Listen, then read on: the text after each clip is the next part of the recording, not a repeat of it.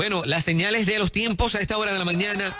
Estamos con nuestro amigo profesor Magdiel Narváez. Buenos días. Buenos días, Fernán Moraima, Juan Carlos. Buenos días, Puerto Rico. Buenos días, hermanos y hermanas de otros países y de otros lugares del mundo que se dan sintonía con esta gran emisora Nueva Vida para no solo auspiciarnos, sino para nutrirse de todos los temas y los recursos que tenemos durante toda la semana. Ya escuché esta mañana de Edwin Rivera Manso, espectacular. Espectacular.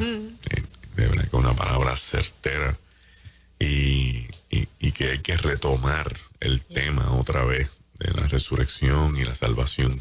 No hay otro en el cual haya salvación que no sea Jesucristo. Eso estuvo poderoso. Bueno, y en la mañana de hoy, en vía de el tema de las señales de los tiempos, habíamos hablado hace un tiempo atrás sobre, por encimita, sobre la expresión de Jesucristo, de cuando el Hijo del Hombre vuelva, hallará fe. Hallará fe. Y lo ponemos en una expresión interrogativa, tipo pregunta, aun cuando es el mismo Cristo el que la está haciendo, que se sobreentiende que Él conoce la contestación. Y ya ahí nosotros tenemos que entrar con un poquito de expectativa y análisis. ¿Por qué Jesús, que conociendo todas las cosas, hace una pregunta que pareciera retórica? Si cuando regrese el Hijo del Hombre, entiéndase, cuando venga el juzgador de los vivos y los muertos, cuando venga aquel en el cual el Padre, el Dios Todopoderoso, delegó que se rindieran ante Él todas las naciones, cuando regrese el momento de la justicia, donde los que creyeron en la verdad y en el bien serán reivindicados, si el Hijo del Hombre hallará fe. Y lo primero que vamos a decir es que no hay forma alguna de que un mundo pierda la fe de la noche a la mañana.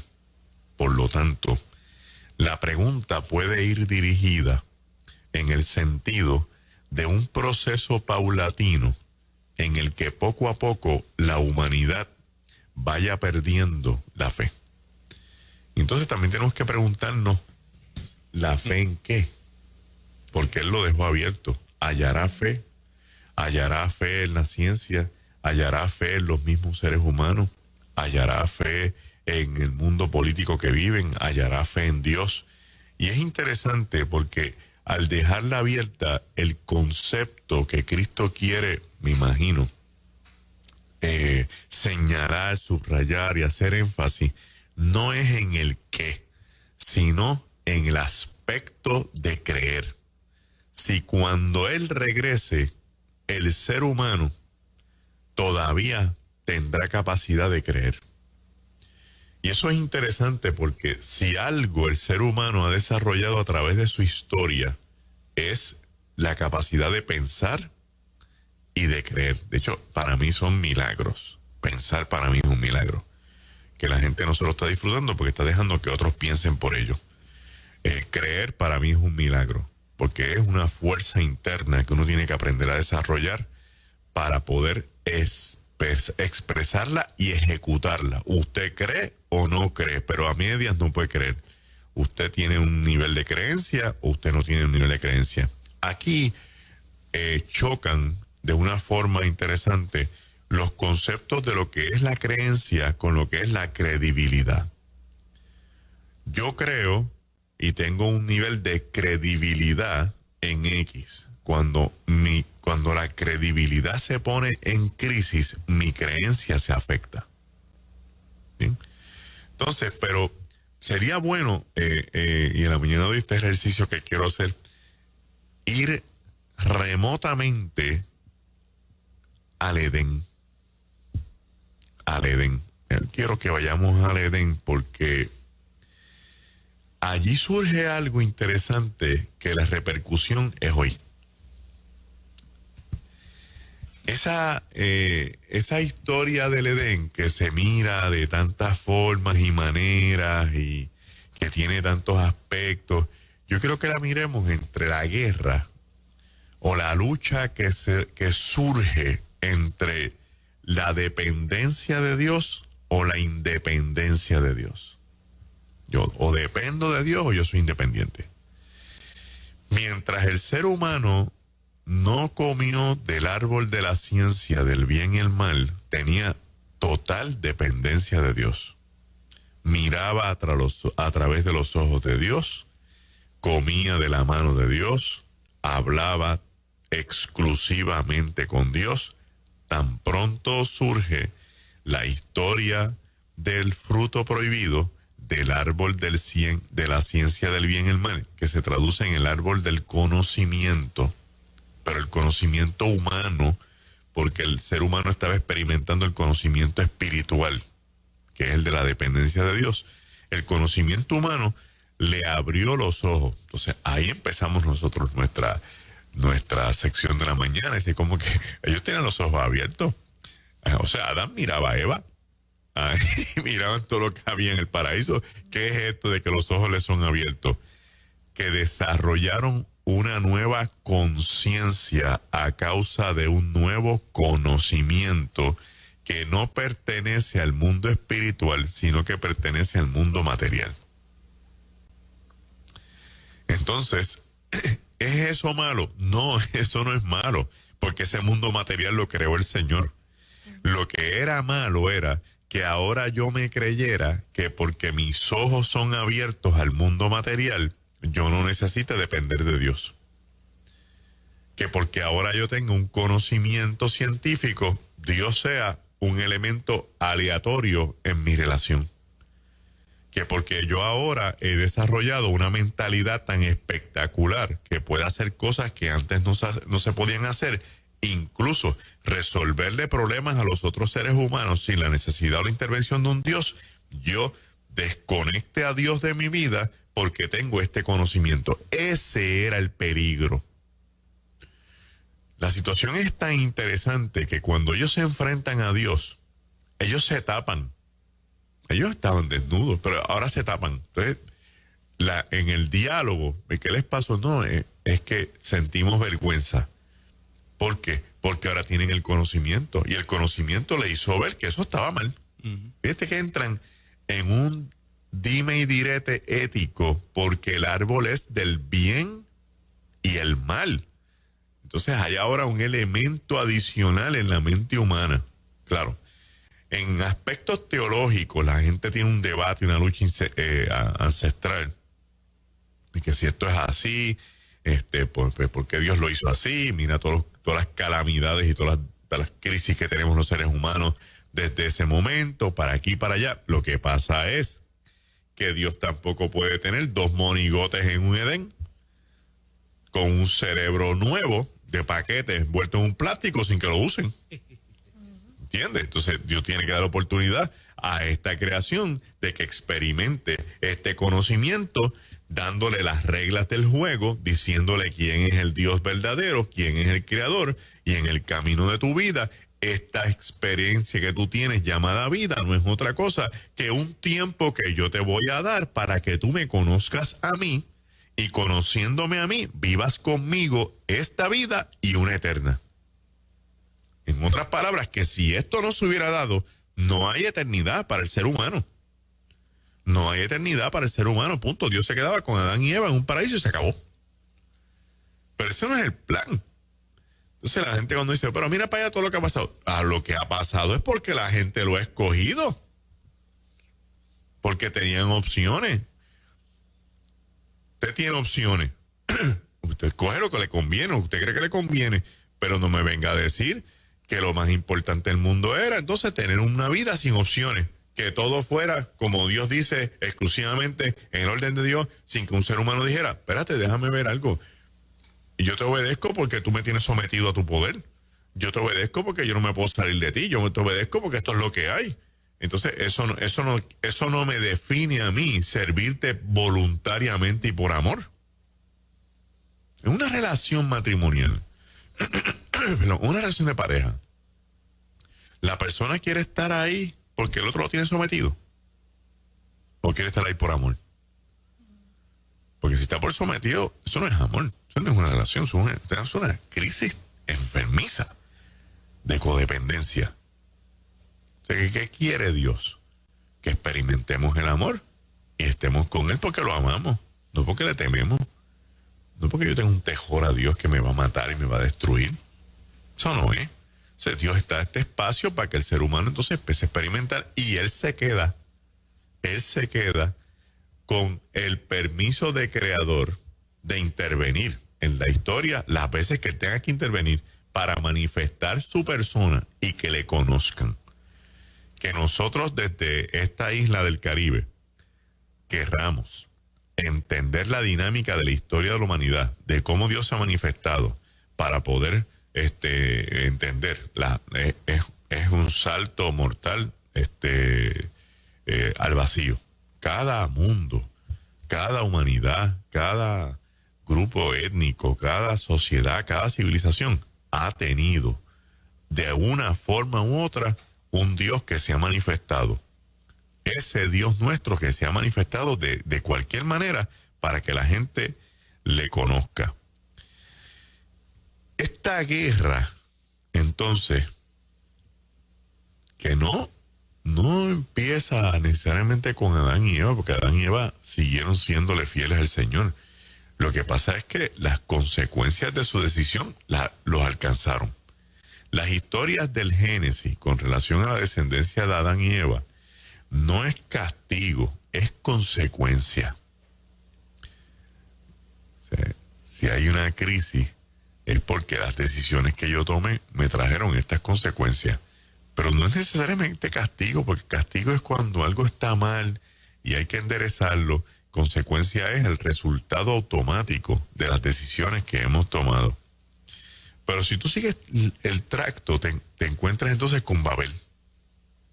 En el Génesis vuelve esta historia de Babel, que no es otra cosa que la guerra entre el uso indebido de esa independencia que Dios permite del Edén contra el Dios que tiene el poder absoluto. Reunámonos con este conocimiento que tenemos y hagamos esta torre que llegue hasta el cielo y alcance al mismo Dios. ¿Para qué? ¿Para qué? Tanto conocimiento que tú tienes, lo que tienes que llegar hasta Dios con tu conocimiento. Tírate para el lado, en vez de para arriba, tírate para el lado y haz algo por tu prójimo con ese conocimiento. Entonces, el fin de la torre era demostrarle a Dios que el conocimiento adquirido lo podía igualar a él. El ser humano podía ser igual a él. ¿Y hasta dónde llegamos nosotros? Hay una historia que dice que uno, es un cuento, pero un cuento bien bueno, que unos científicos le dijeron a Dios que ya ellos podían crear al ser humano, que si podía aparecerse en el laboratorio. Entonces Dios se les apareció. Mira, Dios está aquí, sí. Díganme, muchachos, mira, estamos tan adelantados que ya podemos hacer el ser humano. Y Dios, sí. Y te invitamos para que lo veas. Sí, bueno, aquí estoy. Y entonces uno le dijo al otro, vete al patio y búscate aquello. Y fue al patio con un cubo y trajo polvo del patio. Se lo puso así encima de una mesa y Dios dijo, ¿y esto? Pues el polvo de la tierra. No, espérate. Ese lo hice yo. Si tú vas a ser el ser humano, hazlo tú desde cero. No lo hagas desde que yo lo hice algo porque empiezas conmigo.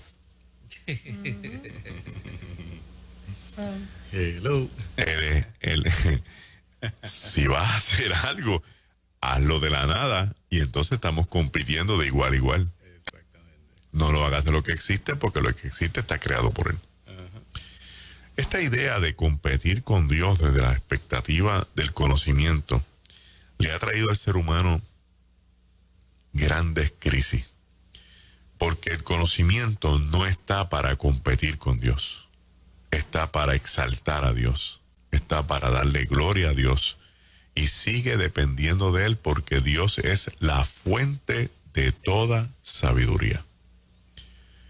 Y cuando seguimos mirando, entonces Dios decide escoger a Israel y empieza un proyecto y encuentra un hombre que se llama Abraham que aparenta ser un hombre brillante según el texto bíblico, con negocio, con empresa, en esa época, con buenas decisiones, entre otras, ¿verdad? Porque también tuvo la crisis con Agar.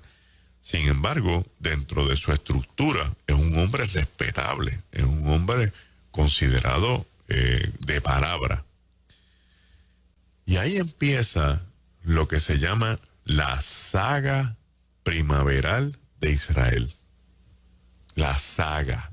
Cuando uno dice la saga, la gente dice Star Wars, The Lord of the Rings. Sí, la saga, porque la saga es un género literario que está dividido en dos clasificaciones. Es una historia de una familia que es escogida para una misión, que es el caso de los Skywalker con Star Wars, o de un hombre que tiene un destino que cumplir, que es el caso de Aragorn en el Lord of the Rings, según las novelas, ¿verdad? Que traducidas en película, pero estos son libros escritos hace años. En el caso del Génesis, la saga primaveral de Israel es la historia del resurgimiento de la nación. Y se llama primaveral porque florece. Y empieza nada más y nada menos que con el capítulo 1, que es la historia de Abraham. Capítulo 2, la historia de Isaac. Capítulo 3, la historia de Jacob. Capítulo 4, la historia de José. En términos redaccionales, si tú las alteras como quieras, vas a tener el resultado. Un pueblo que crece en Gosén, Egipto, y que de allí va a salir a la tierra prometida. El resultado va a ser el mismo, como quieras. Porque si empiezas con José, José sería el último capítulo, pero entonces de José empieza una retrospección que te va a llevar a Abraham, a Isaac y a Jacob, que es el caso de la saga de Star Wars, que empieza en el capítulo 6, no en el capítulo 1. En el capítulo 4, no en el capítulo 1. Con esa historia, Dios empieza a decirle al ser humano, tú sigue con tu conocimiento, yo voy a seguir con mi plan. En algún sitio yo te voy a alcanzar. Pero te voy a alcanzar, ya yo te alcancé, pero te voy a alcanzar en tu terreno. En tu terreno. Entonces, con eso en mente, hoy vamos a ver a Cristo con otros ojos. Cristo es el Salvador, Cristo es el Señor, pero Cristo es el verbo de Dios que se hace carne. Y el concepto del verbo en griego, llamado el logos, es donde todo el conocimiento se une. Logos es una palabra impresionante, es una palabra abarcadora. Incluye todos los términos científicos médicos. Pedagogo, ginecólogo. Sí, todo lo que termine ahí tiene que ver con el logo, porque es el conocimiento de esa materia. Pero cuando Cristo viene, no le ponen un prefijo, le dicen el logos, porque en él están contenidos todos los conocimientos del cielo y de la tierra. Y dice que él era desde el principio, y era con Dios y era Dios. Y se hizo carne, y por él y para él todas las cosas que han sido creadas fueron creadas. Y por medio de él subsisten. Y por medio de él subsisten. O sea, Cristo es la esencia del mundo material. Sin él esto no va para ningún lado, ni existe, ni pasa nada. Entonces, él se manifiesta en el propio mundo que subsiste por él.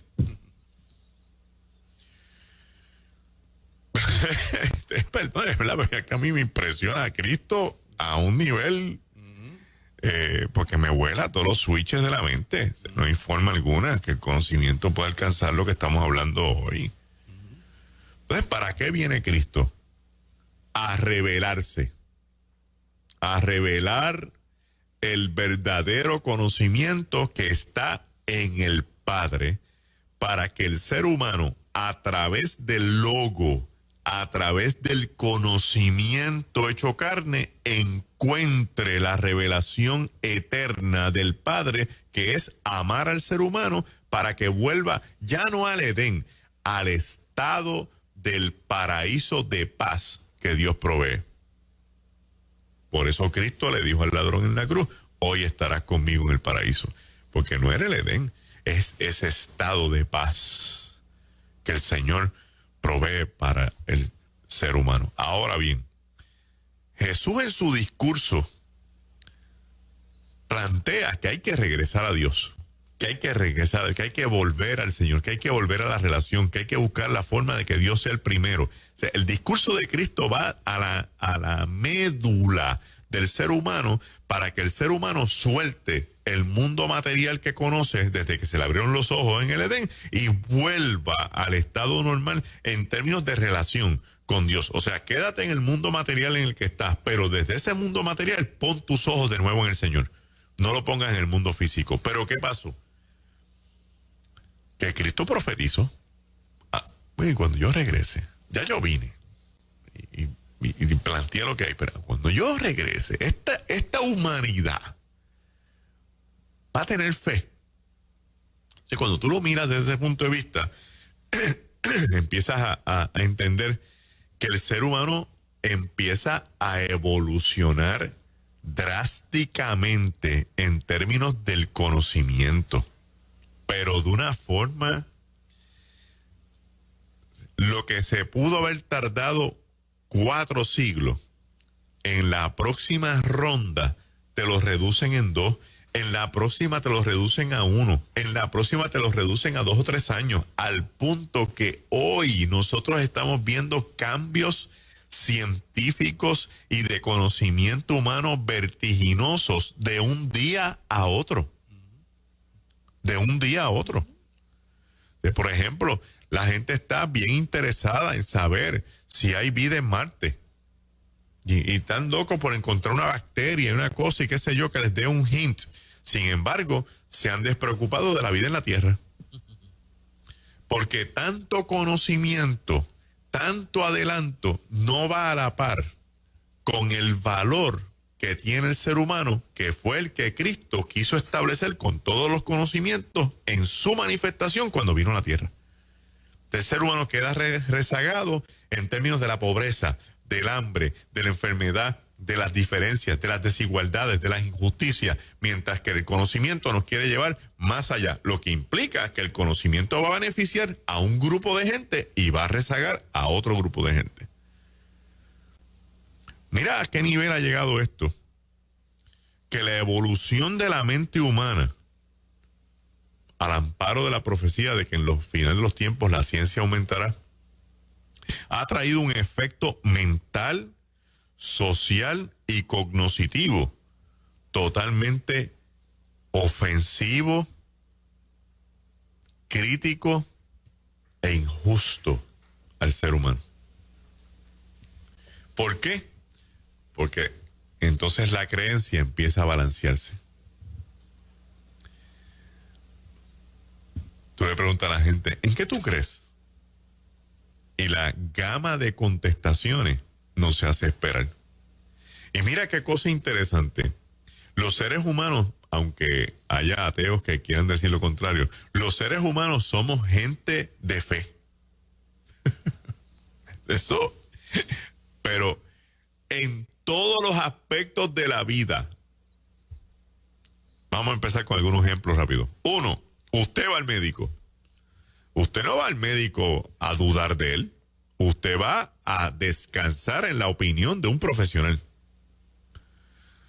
Pero le pregunta al médico suyo por la mañana, ¿cómo te sientes? ¿Está todo en orden en tu vida? ¿No tienes deseo de matarte? ¿Sabe? Porque usted piensa que ese médico a lo mejor tiene una crisis y usted se puede ir enredado con él. Usted descansa totalmente que ese ser humano en el que usted confía le va a dar la mejor opción para su vida. No estoy criticando la clase médica, by the way, por si acaso alguien interpreta lo que no es.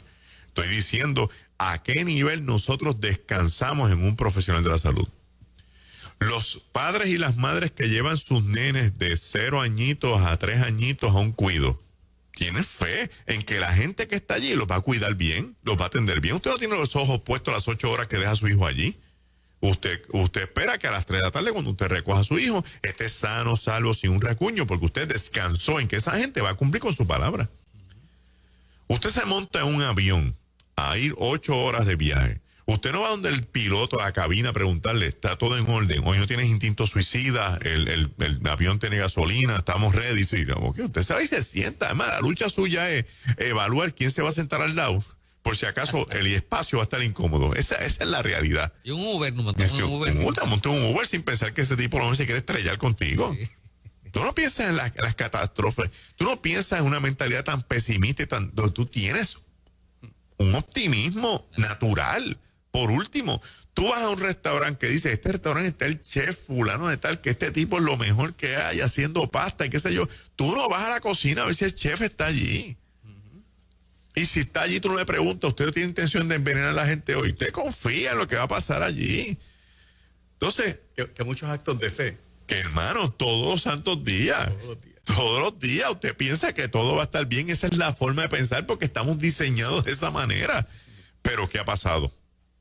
La contaminación de la manipulación del conocimiento para atender agendas ocultas hacen que el ser humano empiece a considerar escepticismo, que es el verdugo de la fe, por causa de, número uno, la desilusión. La desilusión. Por causa del fraude. Por causa de la manipulación, por causa de las malas intenciones, porque hay proyectos científicos que empiezan espectacularmente correctos, pero caen en las manos incorrectas y se desvirtúan. La mayoría de los conocimientos científicos de nuestro tiempo todavía pertenecen a la Segunda Guerra Mundial, a los científicos específicamente de los alemanes, que fueron distribuidos entre los rusos y los norteamericanos cuando llegaron a Europa en el día D.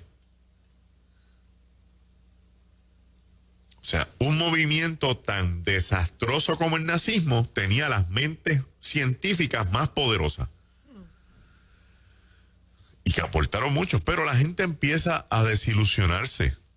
Y yo creo que cuando Cristo está hablando de si el ser humano hallará fe cuando vuelva, es porque va a haber un nivel donde ya no sabemos en quién creer, donde ya no vamos a poder descansar en la palabra de los gobiernos, donde ya no vamos a poder descansar en la palabra de los científicos como hacíamos antes. Y me disculpa, ¿verdad? Cualquier persona que se pueda resentir, pero la verdad, en el día de hoy, como cristiano, yo me siento en un nivel de incertidumbre en términos del mundo que estoy viviendo, no de mi fe, porque por un lado me dicen una cosa y por otro lado me están diciendo otra, y no se ponen de acuerdo entre ustedes mismos. Tienen que ponerse de acuerdo para poder darle a esta humanidad que estamos viviendo una palabra correcta y certera. Usted lo nota cuando sale a la calle y le coge el pulso a la gente en las manos. La gente dice, no, hoy dijeron esto, no, hoy dijeron aquello, no, esto no se puede, no, aquello se puede, no, esto va a pasar, no, esto no va a pasar. Y como la gente no sabe, la gente lo que hace es repitiendo lo que escuchan. Los medios de información se han prestado para estar enredando a la gente y confundiendo hasta más no poder de forma irresponsable y de la manera más intencional posible en los últimos años. Esto ha sido algo que se ha dicho un montón de veces y la gente le pasa por encima y no le quiere creer porque ya estamos como hasta autómatas. Y en ese nivel, la iglesia no puede caer ahí. O sea, que si la avenida fuera hoy...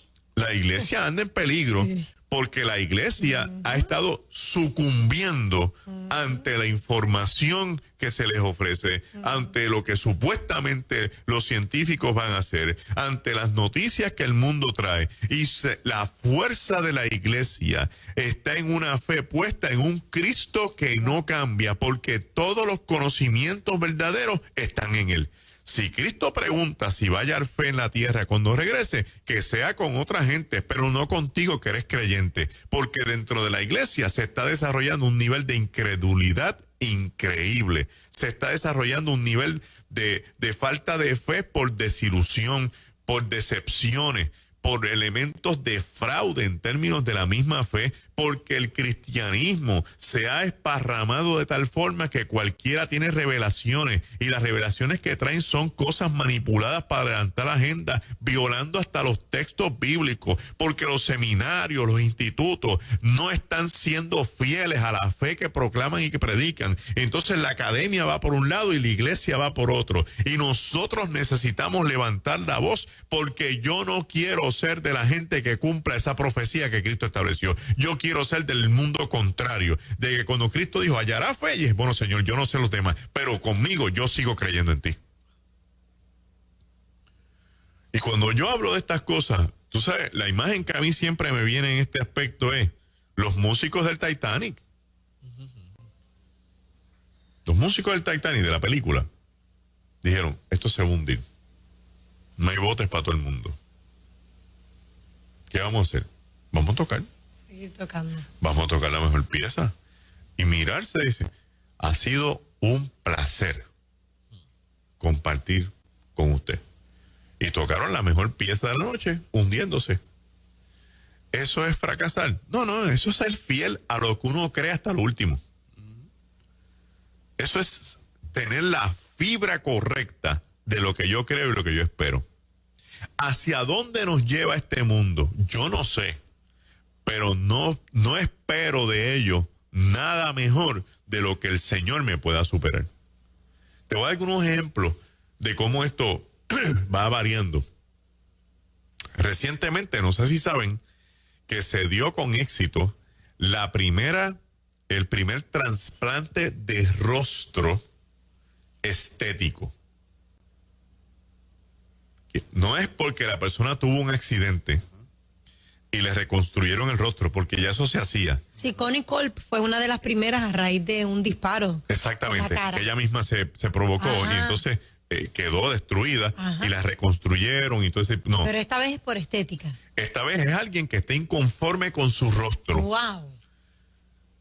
Se pone en una lista, alguien fallece, ella quiere ese rostro, le sacan el rostro a la persona y se lo ponen a ella. Sí. Yo lo estaba hablando entre con los de amigos, y alguien se le dice, bueno, pero es que va a soñar con el rostro que tenía. O sea, los sueños no te van a cambiar el rostro. Cuando vayas a soñar, vas a soñar con el rostro. Cuando te veas en el espejo, vas a tener un trauma. Simplemente porque la persona esté inconforme. O sea, la inconformidad de un ser humano con su vida la lleva a buscar una alternativa que el conocimiento humano que se ha alejado de Dios se la va a proveer.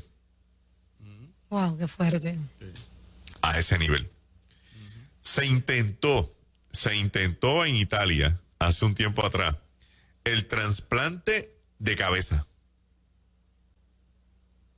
de un hombre que está cuadrapléjico, su cabeza está funcional, pero su cuerpo está muerto. Ver cómo podían sacar el tronco de su cabeza e instalarlo en otro cuerpo que tuviera movimiento. Obviamente no llegó al fin de la operación, pero se está viendo la posibilidad de que eso pueda ocurrir. Entonces, tenemos las mezclas de los híbridos en términos genéticos. Es tratar de extraer el ADN de un animal en una área de su cadena de cromosómica que tenga que ver, por ejemplo, digamos, yo quiero que las gallinas sean más rápidas, por darte un ejemplo, a lo loco, pero con el centro del ejemplo es lo real. Pues yo voy a buscar el DNA de un chita y voy a hacer un estudio, se llama ingeniería genética, a ver cómo yo extraigo ese DNA y se lo instalo a esta gallina para que entonces su descendencia corra más rápido. Ponle, por ejemplo. Ajá. Y esto lo que ha desarrollado son mutaciones. Mutaciones que han ido alterando el mundo animal. Ese mismo proyecto se hace con los productos alimenticios. Si yo tengo una matita de tomate que pues me da 30 tomates en 6 meses, ponle una cosa así, pues yo voy a hacer una alteración genética a través de un proyecto que se llama el GMO y lo altero y entonces esa matita me va a dar 90 tomates en 30 días. pero el proceso está tan contaminado que el producto, cuando se ingiera, tiene tendencia a desarrollar cáncer. Y por eso la incidencia de cáncer ha ido en aumento. ¿Es la ciencia mala? No. ¿Es la medicina incorrecta? No. ¿Es el mundo científico diabólico? No. Pero las mentes que no tengan a Dios en el proceso pueden desvirtuarse en el camino, y un buen conocimiento puede hacer que la gente se aleje de Dios, tanto como que lo niegue, incluso que termine negando hasta la misma ciencia. Tenemos los casos del que se quiere parecer a Ken y la Barbie, que los han hecho tantas cirugías que ya no son ellos. Eso. No son ellos. Dejaron de ser ellos. Ajá. Porque en la identidad del ser humano incluye su físico. Exacto. Incluye su físico. Y la persona debe estar feliz con su físico. Había una familia misionera que hacía trabajo en la India.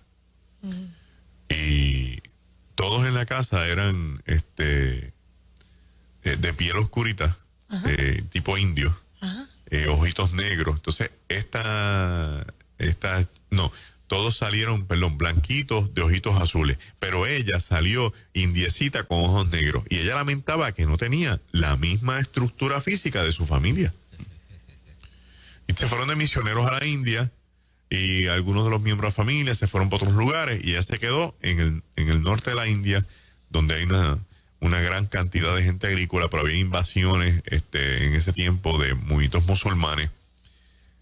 Y cuando entró el mundo musulmán a matar misioneros y gente extranjera, la agarraron a ella, pero como ella tenía el pelo negro, era el colorcito indio, los ojos negros, la trataron como una nativa y la dejaron viva. A los que eran blancos de ojos azules los mataron. Tú naces con un propósito en esta vida. Tu propósito en esta vida está definido por todo lo que tú eres. Hasta una deficiencia que tú traigas supuestamente de nacimiento tiene que ver con el cumplimiento de ese propósito. Hasta aquello que tú entiendas que es una debilidad en tu vida tiene que ver con ese propósito, porque Dios se va a glorificar en él. Pero si al día de hoy la iglesia no entiende sus propósitos en los finales de los tiempos, o en los tiempos apocalípticos, en los tiempos que nos tocan vivir, va a empezar a hacer cambios para ajustarse a unas realidades que no son las realidades del Señor. ¿Y cómo yo corrijo eso? Métete con Dios, busca el Espíritu Santo, métete en oración y ayuno, abre esa iglesia y haz el culto que tengas que hacer. El Señor va a estar allí contigo. Cumple con la ley, pero no le des la espalda al Señor. ¿Dónde yo tengo mi confianza? ¿Dónde yo tengo mi confianza? El COVID va a seguir.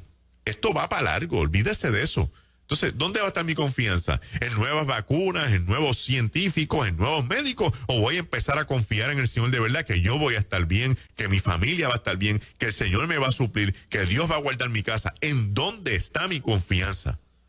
Y permítale a los de 65 más congregarse. ¿Seguro? Claro. Entonces, ahí es la pregunta. ¿Hallará fe el Señor? En este nivel es que lo quiero traer. ¿Hallará fe el Señor? En lo que estamos viviendo hoy, la iglesia tiene fe de verdad. En esto que estamos experimentando, ¿hasta dónde llega la fe de mucha gente? Y mucha gente que se levanta en contra de uno a criticar, lo hacen porque les cuesta analizar lo que estamos diciendo, porque no quieren entender otros procesos, porque algunos tienen un elemento cómodo que les da trabajo salir de la comodidad que tienen, mientras hay un pueblo que está esperando pan y está esperando que se les dé palabra. Tienes que considerarlo. Tienes que considerarlo. Y yo no soy un billete 100. Yo no le caigo bien a todo el mundo. Yo tengo enemigos, pero gratis, para regalar. Hay gente que nunca han querido entender que Dios ha tratado con uno, que uno se siente restaurado, lo que sea. Pero yo no vengo aquí, ni es la política de esta emisora, tratar las cosas con paños tibios cuando hay que hablarlas de verdad. Hoy a lo mejor alguien no me dará la razón, alguien me criticará, pero esto es una carrera de 5K. Esto no son 100 metros lisos. Nos vamos a ver de aquí 1 año, nos vamos a ver de aquí 2 años, y muchos de los mensajes que se han dicho aquí se retomarán de nuevo. Y esperamos en el Señor que haya sido para bendición y no para que la gente se lamente. Vuelvo y te pregunto, cuando el Hijo del Hombre vuelva, ¿hallará fe en la tierra? Dile al Señor que cuente contigo. Amén. Que tú, hasta lo último, vas a tener la fe puesta en Él. Que Dios te bendiga en esta mañana. Wow. Tremenda palabra. Fuerte esta mañana. Así que. Ahí está. Nadando en contra de la corriente siempre. Sí. Es nueva vida y seguirá siendo nueva vida. Y los recursos que Dios ha traído a esta emisora, que tienen el valor de decir las cosas como son. Magdiel, ¿te parece, o sea, que la iglesia en términos generales ha estado asimilando el globalismo? En muchos aspectos, sí. Sí, porque la dependencia de lo que pasa en la sociedad, la iglesia está tan inmersa en la sociedad que vive en términos de compromiso que cualquier movimiento gubernamental la tambalea de un lado a otro y se ha sentido sin voz para hablar, a excepción de pastores que se han levantado y han dicho: no, yo soy la iglesia. Tal vez hay muchos que no se han dado ni cuenta, La mayoría. ¿verdad? La mayoría piensa que esto es lo correcto, y tergiversa el mensaje. Nosotros no estamos diciendo a la gente que coja las armas y vaya a las plazas a hacer revueltas y cosas. Lo que estamos diciendo es que defienda lo que creen. Eso es distinto. Defiende lo que cree. No deje que te pongan una mordaza porque sí. Pregunta, haz análisis. Exige que te pongan las evidencias en las manos. Porque en la medida en que los procesos gubernamentales se dan sin evidencias en las manos, vamos camino a un tipo de dictadura. Magdiel, ayer planteábamos en un tema si todavía creemos el Salmo 23 y el 91. Muchachos, eso lo hemos guardado por los funerales. Ajá, ¿cierto? Esos son los 2 textos favoritos de los funerales. Sin embargo, son los textos esenciales de la vida diaria. El Señor es mi pastor y nada me faltará. No me va a faltar nada, no me van a faltar problemas, pero el Señor va a estar conmigo y me va a hacer descansar en delicados pastos y en aguas de reposo. Mire, eso es un manjar. Y esa es la relación del pastor con la oveja, que David la está mirando y la analiza y dice: yo soy esa oveja y el Señor es mi pastor. Me sigue y me lleva de las manos.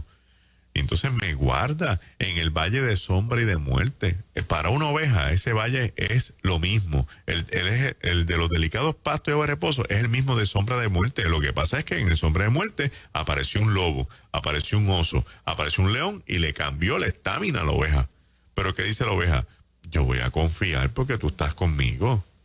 Tu vara y tu callado me van a defender. El callado va a buscar los ovejitos pequeños para que no se alejen y los tengas en la manada y mamá los siga amamentando. Y la vara para meterle un varazo al león, al oso y al lobo. La vara no es para la oveja.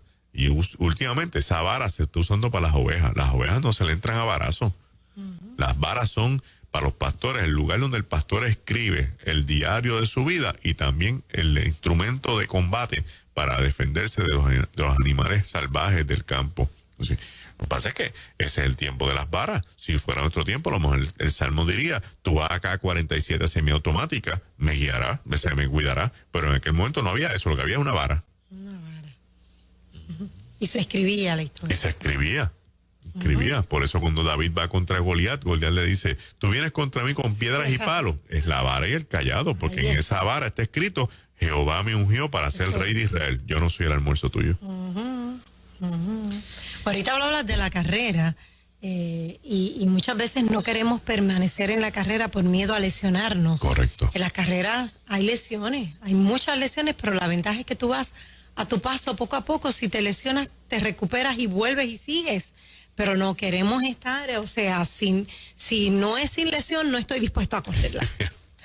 Ningún atleta olímpico, porque vaya en el último lugar, deja de correr. Así mismo, así mismo. Porque su mente está en que tiene que llegar a la meta, no importa el lugar que sea. Y hay atletas que llegan en último lugar que son más reconocidos que el que llegó en primer lugar porque los obstáculos que tuvo que enfrentar, hay historias reales de esas, que el primero tú no sabes ni quién fue, se habla del último que Se permaneció. cayó, se dobló el cayó. tobillo y cogiendo Así llegó a la mismo. meta. Yes. Entonces le restó al que ganó. Así mismo. Magdiel, un abrazo. Igual a ustedes. MagdielNarváez.net. Es correcto. Y el Galileo.org.